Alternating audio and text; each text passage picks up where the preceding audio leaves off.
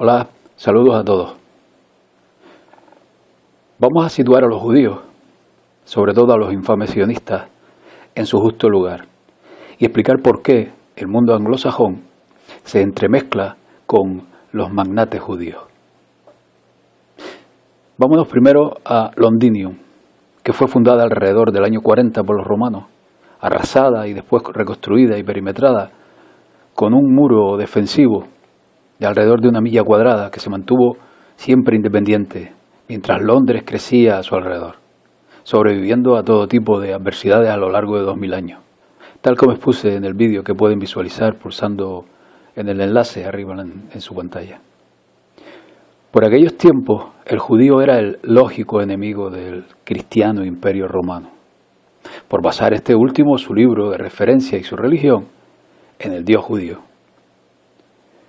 En el año 1066, los normandos invaden Inglaterra, respaldados con las bendiciones y el visto bueno del Papa Alejandro II, tal como se muestra en citas como esta de la Enciclopedia Británica. Y en hechos tales como que 3 años después, terminada la conquista por el normando Guillermo el Conquistador, el mismo Papa envía a 3 legados a Inglaterra. Un legado es igual a un cargo militar del Imperio Romano, para coronar al normando que poco después emprendió reformas en la Iglesia de Inglaterra. Este Papa católico, que en la práctica representa la figura del emperador romano al servicio de los patricios, permitió que la ley Shetar talmúdica, traída por los normandos, se implantara en aquellas tierras inglesas conquistadas bajo su aprobación. Esta ley Shetar nació en Babilonia, maquinada entonces por aquellos falsos judíos que escribieron el Talmud para manejar a este pueblo. En la práctica, su implantación rompió el tejido de aquella sociedad feudal, arrebatándoles las tierras y aplicándoles impuestos. Es decir, un papa católico permite la imposición de un modelo expoliador judío en tierras cristianas. ¿Era judío el papa? ¿O vio en esta ley judía la fórmula perfecta para recaudar impuestos y propiedades para Roma? En el año 1213, el rey Juan I de Inglaterra pidió ayuda al Papa Inocencio III a cambio de concederle a este Papa todos los derechos soberanos sobre Inglaterra, convirtiéndole de facto en el señor feudal de aquellos territorios. El Papa, por su parte, concedió potestad ejecutiva a la corona sobre todos sus dominios en Inglaterra, hecho que se selló el 3 de octubre de 1213 en la Catedral de San Pablo en Londres. Es decir, la corona es la jefa ejecutiva y el Vaticano el propietario. Ese mismo año de 1213, el Papa, o Emperador Inocencio III, emite la bula papal o toro de oro que plasma la toma de Inglaterra bajo su protección. En 1215, bajo la autoridad papal directa, el rey Juan I de Inglaterra emitió la Carta Magna, empujado además por la sugerencia de un cuchillo templario en su garganta, estableciendo así el bloque cuadrático de 1 milla cuadrada llamado City of London Corporation, City de Londres, como entidad soberana de Inglaterra y de Londres, tal como expuse en el mismo vídeo anterior. Debido a estos episodios, el rey Juan I de Inglaterra se le pasó a conocer como Juan sin tierra. Pocas décadas después, en 1255, las deudas contraídas por el rey Enrique III con los banqueros lombardo-venecianos abocaron tanto a Inglaterra como a los propios banqueros a una gran quiebra que se llevó por delante la economía europea. Enrique III propuso una alianza al doge Gradenigo de Venecia y su intención de emprender la guerra contra Francia, conflicto conocido como la Guerra de los 100 años. Es aquí donde entra en escena el segundo bando protagonista de esta historia, Venecia, que además comenzó a saquear muchas partes de Europa con préstamos bajo duras condiciones usureras, pero esto es otra historia. Ni los reyes Juan I y Enrique III, ni el Papa Inocencio III, ni los banqueros venecianos eran judíos. Llegados a esta coyuntura, el Vaticano, dueño de una Inglaterra bajo leyes judías y endeudada con Venecia, saltamos a un hecho histórico poco divulgado que cambió por completo el destino de Europa y de todo Occidente, que marcó los posteriores siglos y la sociedad actual en que vivimos. Me refiero al interdicto del Papa Pablo V, Camilo Borghese, contra Venecia, emitido en el año 1606 como reprimenda a dos publicaciones del principal consejero de Venecia, el monje Paolo Sarpi, en las cuales anunciaba este monje al mundo que la alianza de Venecia, España y Vaticano estaba muerta. A partir de aquí, el poder mundial, Vaticano, español, veneciano, se fractura y Venecia emprende la toma del control sobre Inglaterra papal, aunque ya con anterioridad venían preparando el terreno, tal como veremos en breve. Hay que precisar que fue a partir de esta época que ambos bandos se ensalzaron en una lucha por controlar el Vaticano, la cabeza del Imperio Romano. Lucha que se extendió por más de 2 siglos y continuó dando coletazos hasta la mitad del siglo XX.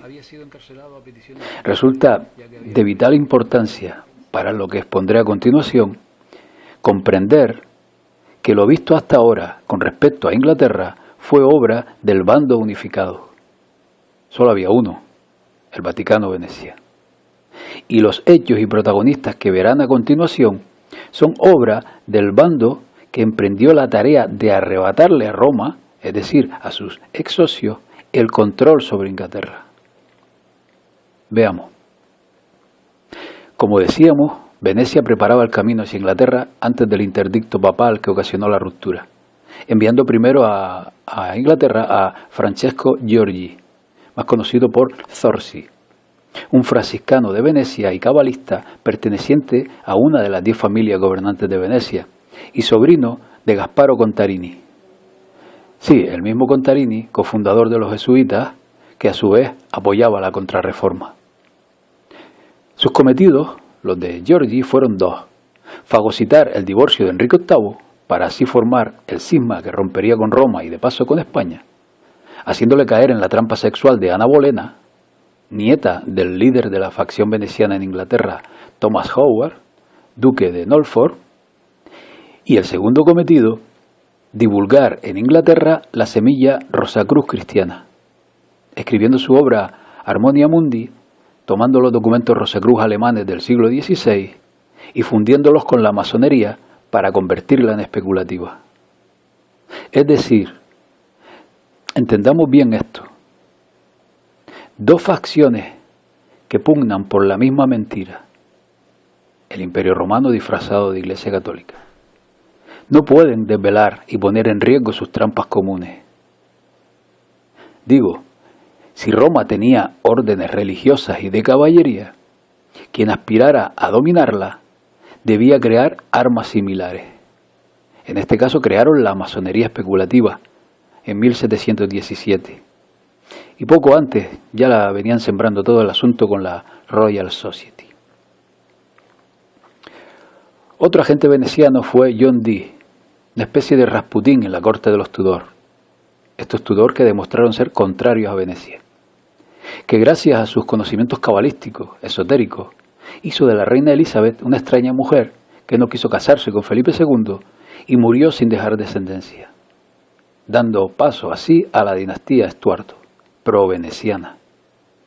Jacobo I de Inglaterra, que fue el sucesor, y John Dee sembró por primera vez en la corte la idea de un gran imperio británico.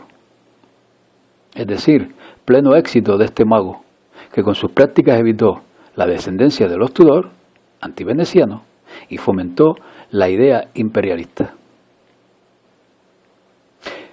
La familia Cecil eran conocidos como los agentes venecianos, tanto así que su casa familiar estaba decorada con leones de San Marco, el símbolo de Venecia.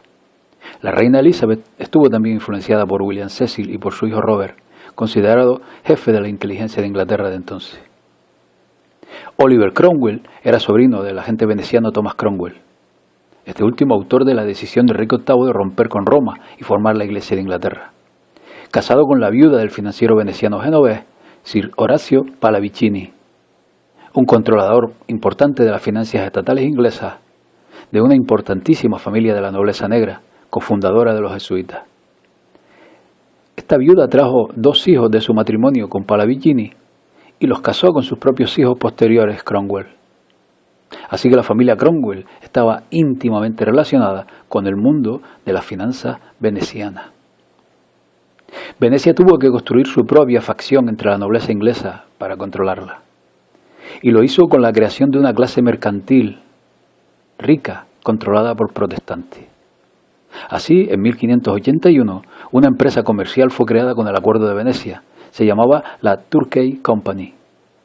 Y aún más explícito con la creación en 1583 de la Venice Company, Compañía de Venecia, por Robert Dudley, el conde de Leicester, que poco después se fusionaron y se convirtieron en 1592 en la Levant Company, que más tarde se convirtió en la famosa British East Indian Company, principal fuente del surgimiento de Inglaterra como imperio, que propició la creación de una clase comerciante rica, cuyo requisito fundamental para entrar y ascender en dicha compañía era ser masón, es decir, consciente o inconscientemente pro-veneciano.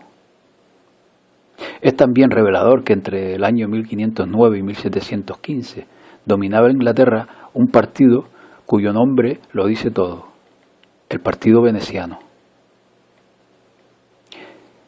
En el Shetar, de origen judío, vieron los reyes y el Vaticano la forma idónea de acaparar riquezas, expropiando tierras y cobrando impuestos.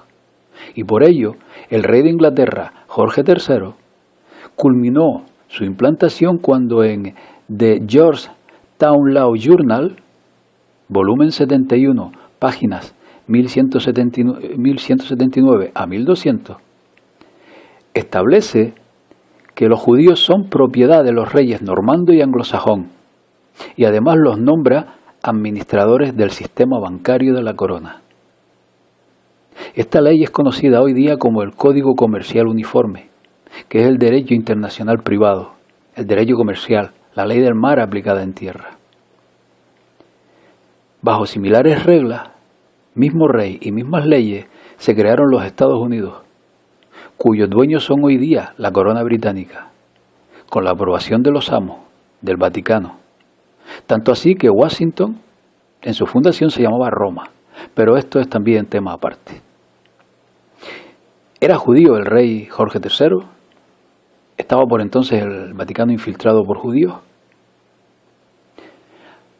Digamos que al menos desde el siglo XVI se ve con bastante asiduidad la figura del judío de la corte, o factor judicial, o Hofjuden, que eran banqueros que manejaban las finanzas de la realeza europea y de la nobleza.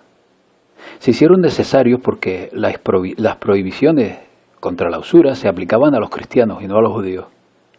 Muchos reyes y emperadores, como por ejemplo los Habsburgo del Sacro Imperio Romano, tenían un número considerable de judíos en la corte. La pregunta es, ¿se infiltraron los judíos entre los monarcas y emperadores? ¿O fueron elegidos por estos por conveniencia? Llegados a este punto, conviene aclarar la situación, la coyuntura.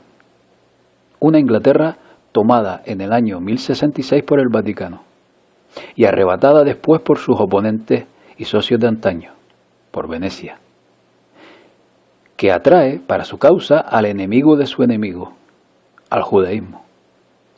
Y que es a partir de esta fecha que Roma emprende una feroz campaña de desprestigio, bajo excusas religiosas, contra la masonería y sobre todo contra el judaísmo. Se producen 2 siglos de luchas entre Roma y la Inglaterra veneciana, con acontecimientos como los que ven en pantalla.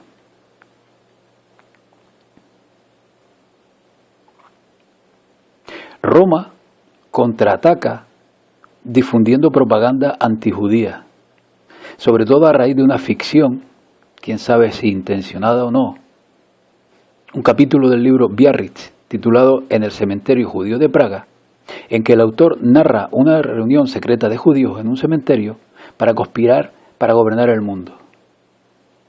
En pocos años, las distintas versiones de aquella inicial ficción acabaron dando por real dicha reunión. Obras como las que ven en pantalla contribuyeron al mito del judío dueño del mundo. También la propaganda antimasónica, es decir, antiveneciana, surgió cuando desaparecieron los estados pontificios, nacidos del gran fraude de la donación de Constantino, lo cual significaba para muchos católicos el final de la Iglesia, porque aquellos católicos consideraban a los masones literalmente como agentes de Satanás. Idea difundida con anterioridad al Concilio Vaticano de 1870, con libros como Le Franc-Maçon del Monseñor Ségur, en el cual aseguraba que en las logias se celebraban misas negras. Fue en esos años donde se pinta por primera vez a los masones como adoradores del diablo. También el ultracatólico escritor de extrema derecha, Huguenot de Mousseau, recibió la bendición del Papa Pío IX por su valentía en atacar a masones y judíos.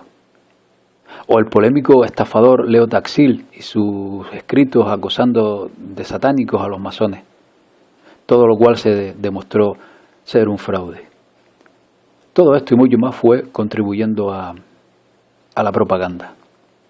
Como consecuencia, y para contrarrestar esta propaganda y construir una herramienta eficaz para ocultar tras ella sus acciones a lo largo del siglo XX, la corona británica, es decir, los venecianos, construye el movimiento sionista, celebrando su primer congreso, ¿dónde?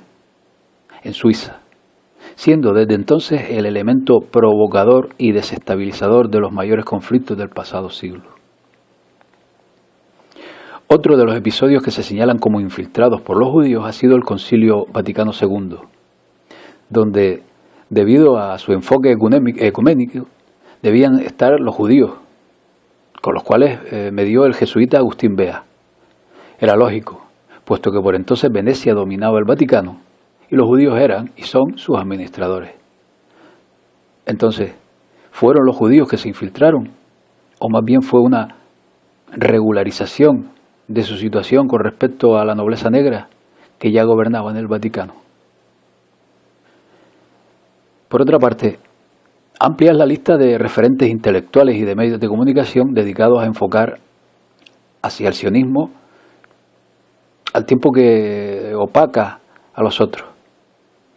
Desde Alex Jones, Benjamin Falford, Adrián Salvucci, pasando por Pierre Hillard, o en quien vamos a detenernos para un breve análisis que sirva de ejemplo, Carroll Quigley. Quigley es uno de los mayores referentes intelectuales de la teoría de que los judíos manejan el mundo. Pero a sus 17 años llamó la atención de los jesuitas, SIC, debido a su brillantez cuando cursaba estudios en la Universidad Jesuita de Georgetown, de la cual ha sido también un destacado profesor. Quigley, que fue mentor de Bill Clinton, también educado por jesuitas, y de otros elitistas, es muy amigo del sacerdote jesuita pro-nazi Edmund Walsh, fundador de la Escuela de Relaciones Exteriores de la Universidad Jesuita de Georgetown, y muchas cosas más. Quigley, quien apoyó abiertamente las bases para un gobierno mundial, fue miembro de la Oficina de Servicios Estratégicos y enlace entre el gobierno de los Estados Unidos y el Vaticano durante la Segunda Guerra Mundial. Y además simpatizaba con grupos como la Mesa de Rodas o la Young Birch Society. Carroll Quigley es también conocido por sus libros sobre conspiraciones, en los cuales el sionismo es, para este profesor de los jesuitas, quien maneja el mundo. En definitiva, fue el Papa Católico quien permitió la implantación de las leyes judías. No fue Inglaterra, sino la nobleza negra asentada allí, quien, por conveniencia, sostuvo a los judíos como administradores de sus finanzas. Es hoy día el Vaticano quien sigue sosteniendo a los sionistas, porque dicha institución, que en la práctica es el actual Imperio Romano, está ahora gobernada por la nobleza negra, que construyó el Imperio Británico. Es el Vaticano y su Papa quien bajo bulas y triquiñuelas se autoproclamó, por mandato divino, dueño y señor del mundo, y selló en papel las bases legales que respaldan el derecho que les confirió dicha aprobación. Es el Vaticano el propietario del actual sistema, y los infames sionistas son sus testaferros administradores, porque las leyes actuales de comercio, basadas en la Shetar talmúdica, y en las cuales se rige hoy día el dinero, estipulan que nadie es propietario de nada, ni siquiera de los bancos y su dinero deuda. Esta confrontación ha sido y es disfrazada de conflicto religioso, para mantener oculta, por interés mutuo, una mentira común a ambos bandos, que no es otra que el control mundial del neoimperio romano desde su atalaya más eficaz, el Vaticano. Pues bien, amigos, esto es todo. Un saludo y hasta la próxima. Saludos a todos.